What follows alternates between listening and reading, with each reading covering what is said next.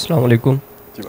शेख साहब, मेरा आपसे सवाल है कि हम खिलाफत के निज़ाम के लिए एज इंडिविजुअल हम क्या काम कर सकते हैं। इस हवाले से यूथ को कुछ गाइडलाइंस दे दें आप। जी शुक्रिया। देखें, पहली बात तो ये है कि खिलाफत के निज़ाम की ख्वाहिश हमारे माशरे में मौजूद नहीं है। अगर कोई ये समझता है ना कि माशरा बिल्कुल तैयार है, पके हुए फल की तरह तैयार है, बस बीच में हुक्मरानों की आड़ है, इनको ज़रा हम इधर कर दें, फ़ौजियों को उधर कर दें तो बस खिलाफत आ गई, तो ये बात गलत है, नहीं आएगी। क्योंकि हमारा माशरा खिलाफत कबूल करने के लिए तैयार बिल्कुल नहीं है।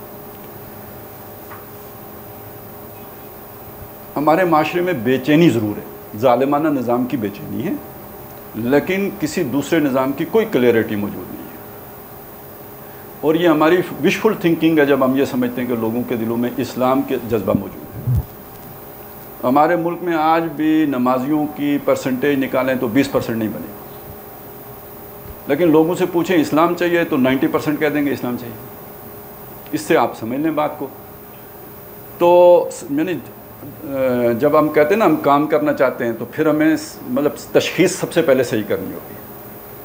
तो लोगों के अंदर ये विल पैदा हो कि मैं, यानी विल का मतलब क्या है मेरा, सिर्फ ये नहीं कि कोई मर्द अज़गायब आए और वो आके खिलाफत नाफिज कर दे और मैं भी कहूँ वाह ठीक है, बल्कि इसका मतलब ये है कि उस खिलाफत के लिए मैं कुर्बानी देने के लिए तैयार हो जाऊँ। एक ऐसा माशरा जो कुर्बानी देने के लिए अपने निज़ाम के लिए तैयार हो जाए, वो तैयार होता है इस्लामी निज़ाम को कबूल करने के लिए। वो कुर्बानी का जज्बा हमारे अंदर सिरे से नहीं है। हम कहते हैं कदम बढ़ाओ हम तुम्हारे साथ हैं, मगर यह कि साथ वाथ पीछे मुड़ के देखते कोई नहीं होता है, बंदा अकेला ही अटक में किले में होता है। तो इसलिए यानी पहली ज़रूरत तो ये है कि हम सबसे पहले इसका मैं ये समझता हूँ कि कौन बंदा खिलाफत के निज़ाम में सच्चा है, इसका सबूत ये होगा कि जहाँ उसका इख्तियार है वहाँ पे वो खिलाफत नाफिज कर दे। ठीक है, और ये मैं अपने पास से नहीं निकाल के कह रहा हूँ, ये अल्लाह ने फरमाया है कुरान मजीद में, सूरतुल हदीद में फरमाया आमिनू बिल्लाहि व रसूलिही व अनफिकू मिम्मा जअलकुम मुस्तखलफीन फी। अल्लाह और रसूल पर ईमान लाओ और जिन चीज़ों पर अल्लाह ने तुम्हें खिलाफत दे रखी है उनको खर्च करो। तो इसका मतलब ये मेरे माल के ऊपर मेरी खिलाफत है, मेरी जान के ऊपर मेरी खिलाफत है। तो जहाँ मेरी खिलाफत कायम है, ये हाथ तो मेरे काबू में है ना, इस पर आसिफ जरदारी का हुक्म या इमरान खान का तो नहीं चलता है, या शहबाज शरीफ का तो नहीं चलता है, इस पर तो मेरा हुक्म चलता है। तो इसका वो इस्तेमाल हो जो अल्लाह के हुक्म के ताबे है। ठीक है, यहाँ पे मैं अल्लाह का वायसराय बन के इस हाथ को इस्तेमाल करूँ, आँख कान हर मेरी सलाहियत अल्लाह के हुक्म के ताबे हो जाए, तो इसका मतलब है मैं खिलाफत के मामले में सीरियस हूँ। तो पहली ज़रूरत तो ये समझने की भी है और समझाने की भी है। दूसरी बात ये समझने की भी है और समझाने की भी है कि ये घी मतलब हम जब इसे वाकई इज्तिमाई सतह पे लेके आना चाहें तो कभी सीधी उंगली से नहीं निकलेगा। बिल्कुल इसमें क्लियर रहें, ये कभी भी सीधी उंगली से नहीं निकलेगा। अगर तो बात नमाज रोज़े की होती तो फिर तो आप हो सकता है वो 8-10 तारिक जमील साहब हों तो इंशाअल्लाह ताला सारा पाकिस्तान 100% नमाजियों पे आ सकता है। मतलब अगर यूसुफ यूहन्ना मुसलमान हो सकता है, इंज़मामुल हक नमाजी हो सकता है, तो ये एक्सट्रीम बिगड़े हुए लोग होते हैं। वो अगर सीधे हो सकते हैं तो कोई और भी सीधा हो सकता है। फर्रा गोगी भी नमाजी हो सकती है, क्या फ़र्क पड़ता है। आपका बस एक ज़रा क्या कहते हैं उसे इंटरेक्शन होना चाहिए।